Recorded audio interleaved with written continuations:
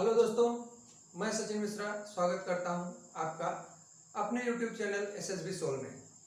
दोस्तों, आज हम बात करने वाले हैं 1857 की क्रांति के बारे में। 1857 की क्रांति,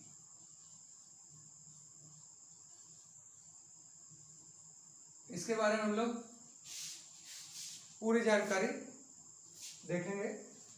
जैसे क्रांति का कारण क्या था, कहाँ से शुरू हुई, किन किन लोगों ने इसका नेतृत्व किया, इसके परिणाम क्या हुए, ये सफल हुई या असफल हुई, अगर सफल हुई तो क्या कारण थे, असफल हुई तो क्या कारण थे। इस तरीके से हम लोग सब कुछ देखेंगे। देखिए, 1857 की क्रांति के बारे में बात करें तो सबसे पहले इसके प्रतीक पर आते हैं।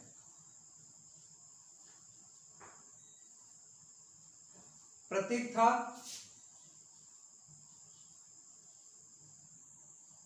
कमल का फूल और रोटी। एक बात। दूसरी बात, इसमें हरे रंग के झंडे का प्रयोग हुआ। हरे रंग का झंडा।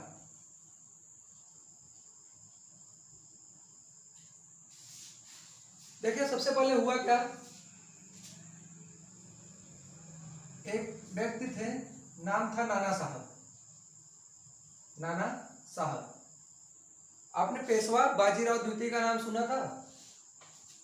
पेशवा बाजीराव द्वितीय के दत्तक पुत्र थे नाना साहब। पेशवा बाजीराव द्वितीय के दत्तक पुत्र, और एक इनके सहयोगी थे अजीमुल्ला। अजीमुल्ला खान। इन दोनों लोगों ने मिलकर बिठूर में, कहां पे? बिठूर, जो कि कानपुर में एक जगह है। कानपुर के बिठूर में क्रांति की योजना बनाई। कारण था कि नाना साहब को अंग्रेजों ने पेशवा मानने से मना कर दिया था और इनकी पेंशन बंद कर दी थी। इसी कारण से इन्होंने क्रांति की योजना बनाई। देखिए, क्रांति के कई कारण थे। अजीमुल्ला खान ने ही क्रांति का गीत लिखा था। अजीमुल्ला खान ने ही क्रांति का गीत लिखा था, झंडा गीत।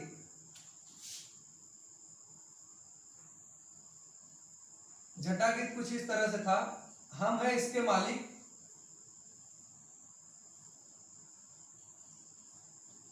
हम हैं इसके मालिक, हिंदुस्तान हमारा, हिंदुस्तान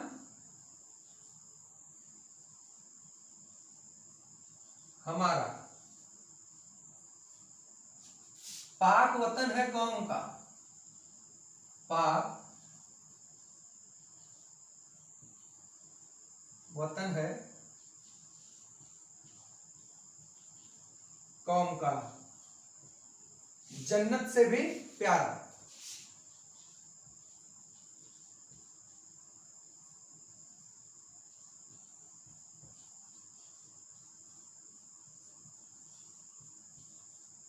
कुछ यही बोल थे झंडा गीत के, जिसकी रचना की थी किसने? अजीमुल्ला खान साहब ने।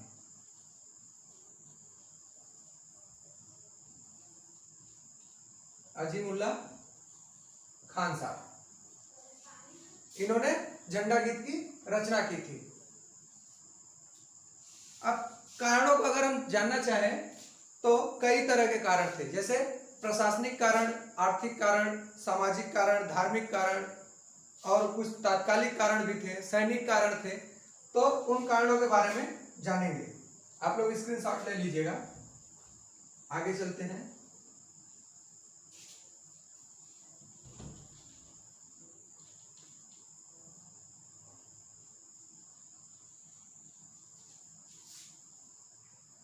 आगे के हम बात करेंगे तो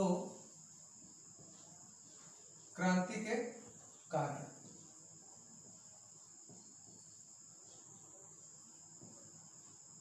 पहला कारण जिसको प्रशासनिक या राजनीतिक कारण नाम देंगे हम लोग।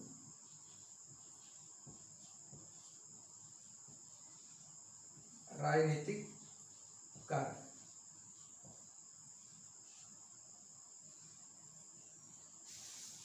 इसके बारे में बात करें तो राजनीतिक कारण कुछ इस तरह से थे कि जितने भी मुगल सम्राट थे उनके अधिकारों का नाश कर दिया गया, उनके अधिकारों को उनसे छीन लिया गया, एक बात। दूसरी बात, डलहौजी ने, लॉर्ड डलहौजी 1856 में उसने हड़प की नीति अपनाई, या इसको कहीं कहीं व्यपगत का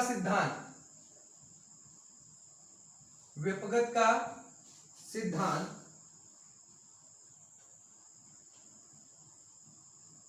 या डॉक्ट्रिन ऑफ लैप्स भी कहा जाता है।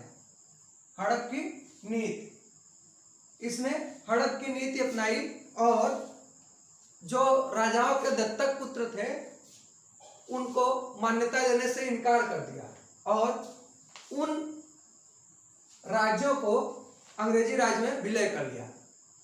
दूसरी तरीका इसने यह अपनाया, दूसरा तरीका, कि कुछ राज्यों पर वहां के जो शासन करने वाले थे उनके ऊपर कुप्रशासन का आरोप लगाया कि वो अपने प्रजा का अच्छी तरह से ख्याल नहीं रखते, उनको कष्ट देते हैं, उनके ऊपर अत्याचार करते हैं। इस तरह से कुप्रशासन का आरोप लगाकर भी उनको हड़प लिया। तो सबसे पहले उसने कुप्रशासन का आरोप लगाया अवध के नवाब पर। अवध के नवाब पर अली शाह, इस पे कुप्रशासन का आरोप लगाकर इसके राज्य को हड़प लिया गया और शाह को कलकत्ता निर्वासित कर दिया गया, उसको अवध से निकाल के कलकत्ता भेज दिया गया। और कुछ राज्यों को इसने हड़पा, जैसे उसमें सबसे पहला नाम आता है संभल का। संभल, सतारा, संभल, सतारा और जैतपुरा या जैतपुर, झांसी, बघार, उदयपुर, इन सब राज्यों को उसने हड़प लिया। तो ये प्रशासनिक या राजनीतिक कारण बने 1857 के क्रांति के। अब दूसरा कारण आता है आर्थिक कारण। आर्थिक कारण की बात करेंगे हम लोग। देखिए, आर्थिक कारण आप लोगों ने कुछ व्यवस्थाएं पढ़ी होंगी, अगर नहीं पढ़ी है तो आगे हम लोग आपको पढ़ाएंगे। रैयतवाड़ी, महालवाड़ी, अस्थाई बंदोबस्त, कुछ इस तरह की व्यवस्थाएं पढ़ाएंगे। उसमें आपको पता चलेगा कि आर्थिक कारण किस तरह से डेवलप हुए इसमें 1857 की क्रांति के लिए। इसमें देखिए, आर्थिक कारण, अंग्रेजों ने भू राजस्व के लिए अलग अलग नीतियां अपनाई, जैसे महालवाड़ी, रैयतवाड़ी, अस्थाई बंदोबस्त, पंचवर्षीय सिद्धांत, 1 वर्षीय सिद्धांत, 10 वर्षीय सिद्धांत। तो इस तरह से उन्होंने कृषकों के ऊपर, किसानों के ऊपर अत्यधिक भू राजस्व का भार लाद दिया और किसानों का शोषण करना शुरू कर दिया। किसानों का शोषण करना शुरू कर दिया। जिससे हुआ क्या, अत्यधिक भू राजस्व के कारण अकाल की स्थिति पैदा हो गई।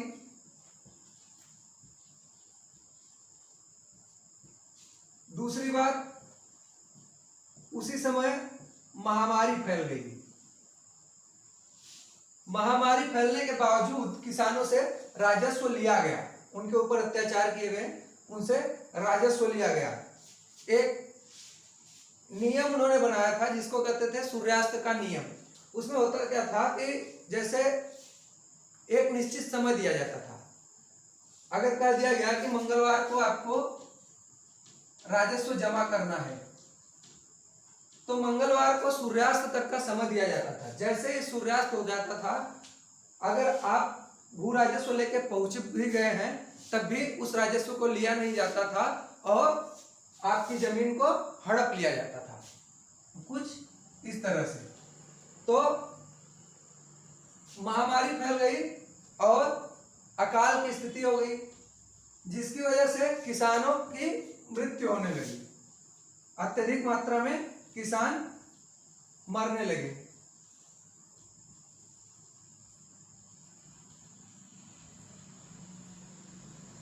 तो एक ये कारण बना 1857 की क्रांति का। इसको हम लोगों ने आर्थिक कारण की कैटेगरी में रखा है। तीसरा आता है सामाजिक या धार्मिक कारण। सामाजिक या धार्मिक कारण।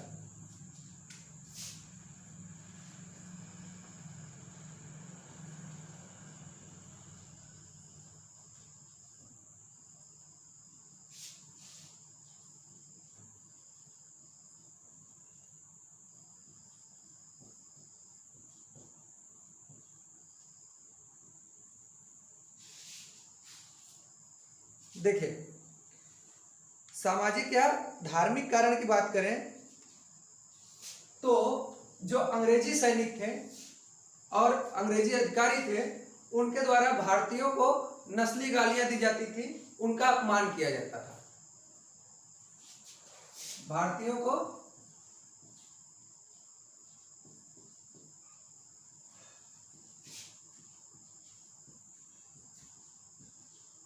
नस्ली गालियां दी जाती थी, एक बात। दूसरी बात, एक अंग्रेज अधिकारी जिसका नाम था एडवर्ड, एडवर्ड ने कहा कि भारत पर हमारा अधिकार करने का एकमात्र उद्देश्य है लोगों को ईसाई बनाना। भारत पर अधिकार करने का एकमात्र उद्देश्य लोगों को ईसाई बनाना।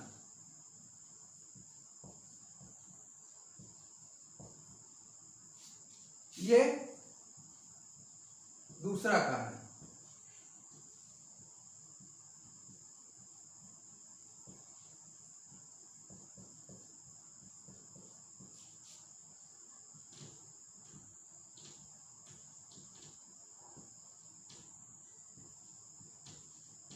इसी में एक और कारण था कि एक उन्होंने 1856 में लेक्स लोकी कानून, लेक्स लोकी कानून। अब लेक्स लोकी कानून क्या था? लेक्स लोकी कानून यानी इसको धार्मिक अयोग्यता संबंधी कानून कहा जाता है। अयोग्यता संबंधी कानून। इसमें कहा गया कि जिन हिंदुओं ने ईसाई धर्म अपना लिया है, उनको उसकी जो पैतृक संपत्ति है, जो पैतृक अधिकार है, उससे जो है उसको बेदखल नहीं किया जा सकता। जो हिंदू ईसाई बन गए हैं, उनको उनके पैतृक अधिकारों से बेदखल नहीं किया जा सकता। तो ये धार्मिक कारण।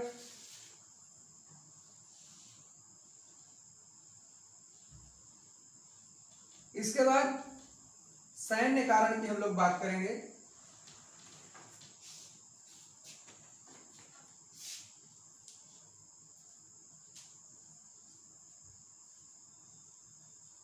सैन्य कारण क्या थे? सैन्य कारण की बात करें तो अंग्रेजी सेना में लगभग 45,000 यूरोपीय सैनिक थे। यूरोप के सैनिकों की संख्या केवल और केवल 45,000 थी, जबकि भारत के सैनिकों की संख्या, भारतीय सैनिकों की संख्या लगभग 2,38,000 थी। यानी भारतीयों की संख्या यूरोपियों की संख्या से बहुत ज्यादा थी। उसके बावजूद भी उनसे भेदभाव किया जाता रहा, उनको नस्ली टिप्पणियां उस पर की गई उन पे, और उनका अपमान किया गया। इसी बीच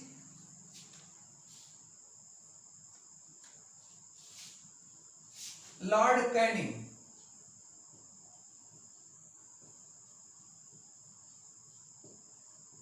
लॉर्ड कैनिंग ये गवर्नर था।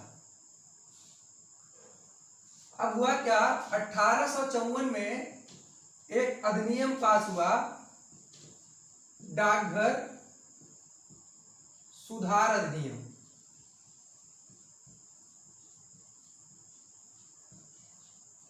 अब डाकघर सुधार अधिनियम में यह हुआ कि जो सैनिकों को निःशुल्क डाक की सेवाएं मिलती थी वो बंद हो गई।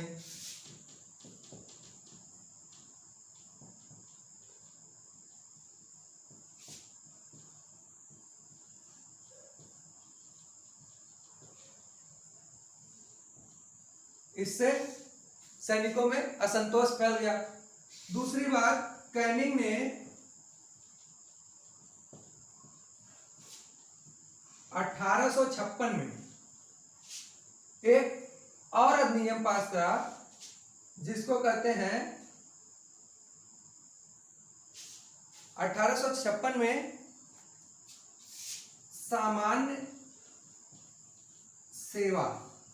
सामान्य सेवा भर्ती अधिनियम 1856 पास किया। यह भी सैनिकों में असंतोष का एक बड़ा कारण था। अब यह सामान्य सेवा भर्ती अधिनियम था क्या? यह था कि आवश्यकता पड़ने पर भारतीयों को विदेश में समुद्र पार अपनी सेवाएं देनी पड़ेगी। तो उस समय लोगों में एक इस तरह का भ्रम था कि जो भी समुद्र पार जाता था उनको उनकी जात से, बिरादरी से बाहर कर दिया जाता था। तो इससे लोगों में असंतोष फैल गया कि हम समुद्र पार करके विदेशों में सेवाएं देने नहीं जाएंगे। तो इस तरह से उनके बीच असंतोष का कारण एक ये भी था, और एक डाक सुधार अधिनियम भी था। ये सैन्य कारण हो गए, सैनिकों में असंतोष का कारण।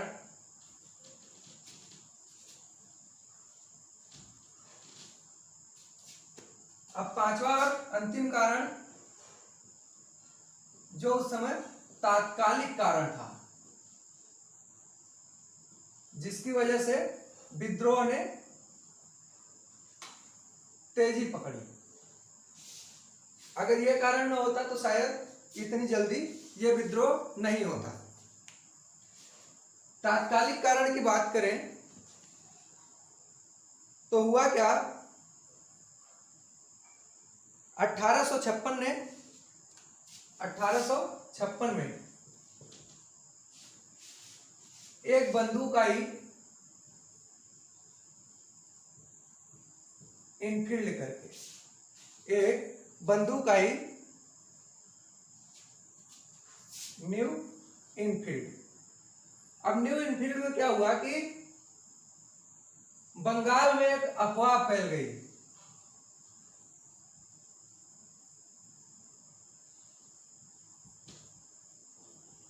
किस बात की? कि जो कारतूस है उसमें गाय और सूअर की चर्बी लगी हुई है, और इस कारतूस को लगाने के लिए उसको दांतों से खींचना पड़ता था। गाय और सूअर की चर्बी लगी है।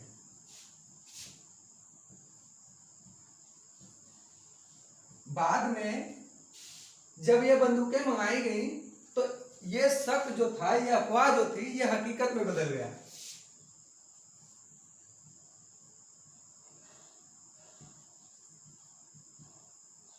ये हकीकत में बदल गया। जब हकीकत में बदल गया तो सैनिकों ने इस कारतूस का प्रयोग करने से मना कर दिया।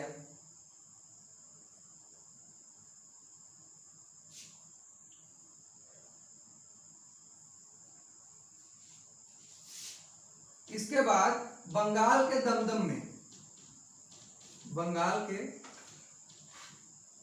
दमदम में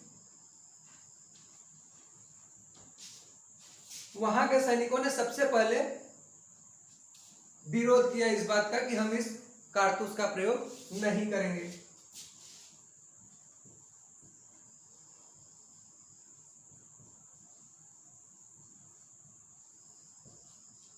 उसके बाद हुआ क्या कि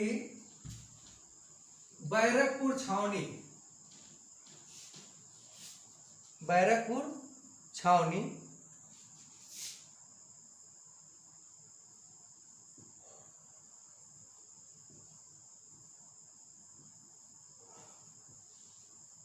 यहां के 34वीं रेजिमेंट,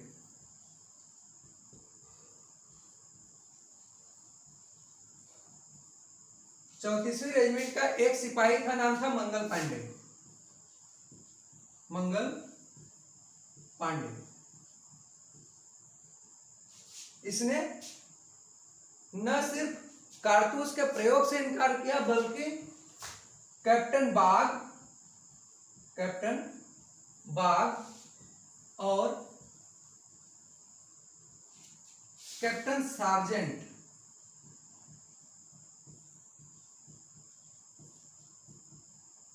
इन दोनों की गोली मारकर हत्या कर दी। इन दोनों की गोली मारकर हत्या कर दी और यही सब कारण बना विद्रोह का। बाद में 10 अप्रैल 1857 को मंगल पांडे को फांसी दे दी गई। मंगल पांडे को फांसी दे दी गई और यहां से जो 1857 के विद्रोह की चिंगारी थी, जो अभी तक विरोध था, वो विद्रोह में बदल गया। जो विरोध नाम की चिंगारी थी वो विद्रोह नाम की आग में तब्दील हो गई। इस तरह से 1857 की क्रांति की शुरुआत हुई। 5 कारण हमने देखे, कौन कौन से? प्रशासनिक कारण, आर्थिक कारण, सामाजिक या धार्मिक कारण, सैन्य कारण और तात्कालिक कारण। तो कल हम लोग इसके आगे की कहानी देखेंगे कि विद्रोह इसके आगे कैसे बढ़ा, एक्चुअल में विद्रोह प्रारंभ कैसे हुआ। यहाँ तो विरोध था, विरोध के बाद यहाँ से विद्रोह अब प्रारंभ होगा। कहाँ कहाँ पे हुआ, किस किस ने इसका नेतृत्व किया, परिणाम क्या हुए, अगर असफल हुआ तो क्यों, सफल हुआ तो क्यों, ये सब चीजें हम जानेंगे। और देखिए, हमने पहले भी कहा था कि ये बहुत ही इंपॉर्टेंट क्लास है। 1857 की क्रांति से अभी तक सबसे ज्यादा क्वेश्चन पूछे जाते हैं कोई भी एग्जाम हो, चाहे वो एसएससी हो, चाहे वो रेलवे हो, चाहे यूपी ट्रिपल एससी हो, यहां तक कि यूपीएससी में भी पूछे जाते हैं। और जितने भी वनडे एग्जाम है, लेखपाल, वीडियो, जो पीसीएस का आरओ होता है, सब में बहुत ही महत्वपूर्ण है। एनडीए के लिए, एनडीए में सबसे ज्यादा 10 क्वेश्चन लगभग पूछे जाते हैं, ये श्योर ही है।